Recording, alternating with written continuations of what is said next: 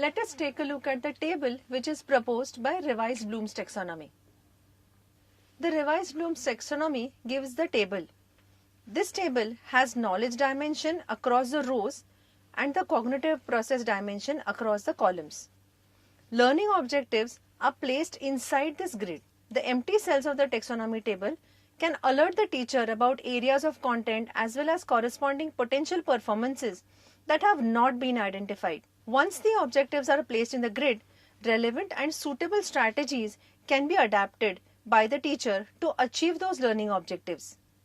You can also note that the knowledge dimension includes factual knowledge, conceptual knowledge, procedural knowledge, and metacognitive knowledge. Whereas the cognitive process dimension includes remember, understand, apply, analyze, evaluate, and create. You can observe that the cognitive process dimension has different levels of objectives which are to be set by the teacher. So, the teacher can consider a factual knowledge from her content which she intends to teach and design learning objectives for remember level, understand level, or evaluate level, or whichever level she wishes her learners to reach. Now let us take a look at knowledge dimension, under which let's discuss facts, which is also called factual knowledge. Factual knowledge comprises the largest base of information that the learners would learn. It is the basic knowledge that the learners must learn so that they are able to apply it later while achieving higher learning objectives. The factual knowledge has its own meaning, it has its own existence, and it has its own importance. Factual knowledge are bits of information that has a value of itself. As you can see on the screen, there are two subtypes of factual knowledge: knowledge of terminology and knowledge of specific details and elements. Let us learn little more about them. Knowledge of terminology are independent facts which have a meaning of their own. For example, names of freedom fighters, names of different countries of the world, names of different states of India. Alphabets are symbols which can be read later on by the learners. Also names of fruits, names of different vitamins, minerals, and so on. So all those small bits of information which are independent on their own, they have a meaning of their own, but they are not connected with each other. All these facts can be collected together under the title of knowledge of terminology. Now let's take a look at knowledge of specific details and elements. Let's take an example first. Let's consider different crops which are grown in India. Wheat, rice, maize, different kinds of pulses, etc. are grown in India. Now consider the information which is related to them. Which are the different parts of India where these crops are grown? What is the earth which is required for it? There are so many details which are related to memorizing, or these are the details which are necessary that the learner learns. But these are not independent facts. These are connected to each other. When these facts get connected to each other, constituting a holistic big structure of information, it is termed as knowledge of specific details and elements. The other examples are nutrients which are required by our body. You all know that our body needs fats, carbohydrates, proteins, minerals, and vitamins for our growth. When you consider the names of these independently, individually, they would be falling in the category of knowledge of terminology.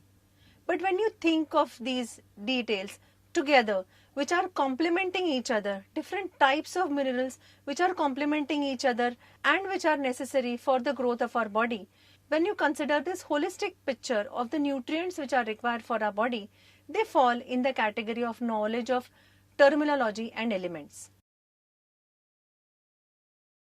Now let us take a look at the next category of knowledge dimension, which is conceptual knowledge. When the components of the content form intricate interrelationships amongst each other, forming complex schemas, large schemas, models, or theories, this is what is called as conceptual knowledge. Let us take an example here. If you consider the seasons which are caused on Earth, we would need to consider the Earth, the structure of the Earth, the rotation of Earth, the revolution of Earth, and the axis of Earth to understand the concept of seasons. Now, if you consider these as isolated facts, together they will not make any sense. But when these isolated facts start making sense together in such a way that it tries to explain a complex phenomena it starts formulating a concept.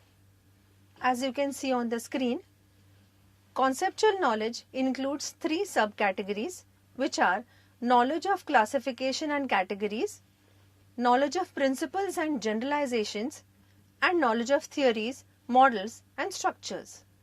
Let us take a look at knowledge of classification and categories. The knowledge of classification and categories include knowledge about specific classes, categories, divisions, etc. It forms connections between terminologies and facts. For example, knowledge of variety of types of literatures, parts of sentences, kinds of psychological problems, classification of numbers as whole numbers, integers and fractions, etc. Now let us take a look at the next category, which is knowledge of principles and generalizations. Knowledge of principles and generalizations include knowledge about principles and meaningful patterns that are found by content, which are generalizations. It includes large number of specific facts and events, classifications and categories which were discussed as a previous category and describe their processes and interrelationship. For example, generalizations about particular cultures, fundamental laws of physics, economics, rules of language, mathematical theorems, etc. The next and the last category of conceptual knowledge is knowledge of theories, models, and structures.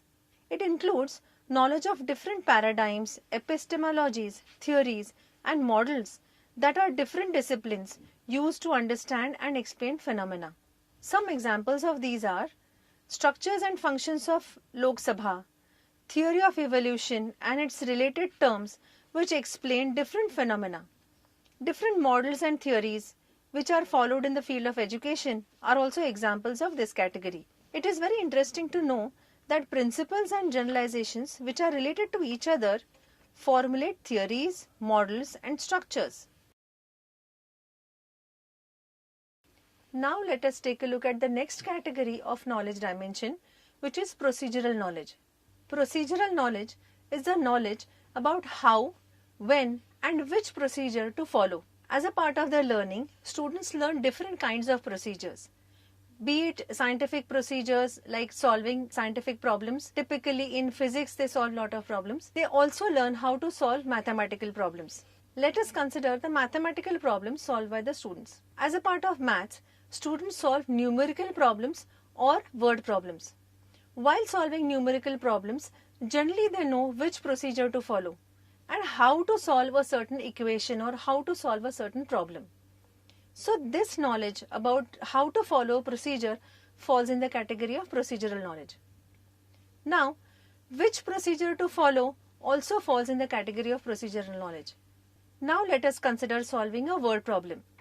Typically while solving word problems, students need to involve different kinds of procedures. Every procedure has its own steps. So while combining these procedures, which procedure to select, which one to follow, how to follow that procedure, which fits to solve that problem, the knowledge about all these things falls in the paradigm of procedural knowledge.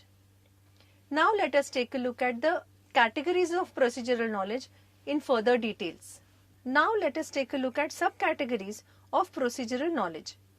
They are knowledge of subject-specific skills and algorithms, knowledge of subject-specific techniques and methods, and the third one is knowledge of criteria for determining when to use appropriate procedures.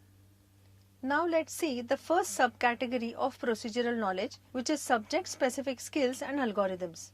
This includes series of steps to be performed collectively, which are known as procedure. The emphasis of this is on the knowledge of the procedure and not on the ability to use it. The learner is expected only to possess the knowledge of the procedure. For example, algorithms for solving quadratic equations, or for that matter any kinds of equations. The next category is subject-specific techniques and methods. Some procedures don't produce a fixed end result. One needs to think about how experts would think and use which technique and method to solve the problem. For example, techniques used by scientists for finding solutions to the problems. The next category is the criteria for determining when to use appropriate procedures. The learners, as a part of their learning, know different kinds of procedures. Deciding which procedure to use according to the problem that is faced by the learner falls in this category. Generally, these decisions are taken by the ways in which these procedures are conducted in the past and the kind of results that they have given. It's worth noting here that the first two categories are related to procedures of skills, algorithms, techniques and methods, whereas the last subtype prepares the learner to decide which skill or method or a technique is the most appropriate one to solve the given problem. For example, consider a scientist who has collected data through her experiment. To analyze this data, the scientist will decide which procedure to follow or which data analysis procedure to follow to come to conclusions. Now, if you know about research methodology, there are several ways in which data can be analyzed. The researcher will need to pick and choose a certain procedure which suits best to the data which he has collected and to draw conclusions from that data. Now we have come to the last category of knowledge dimension, which is metacognitive knowledge. Metacognitive knowledge is about making the learner aware of their own cognition, of their own problem-solving skills, and of their own understanding. It is about preparing them so that they are responsible for their own knowledge. Students learn different strategies for learning, for problem-solving, and managing themselves. Gradually, as they grow, as they start getting matured, they learn how to make combinations of these strategies to solve their own problems. Eventually, they learn about themselves and they learn about which strategies to use, which would work the best for them. And they learn about their own strengths and weaknesses. Let us see the subcategories of metacognitive knowledge.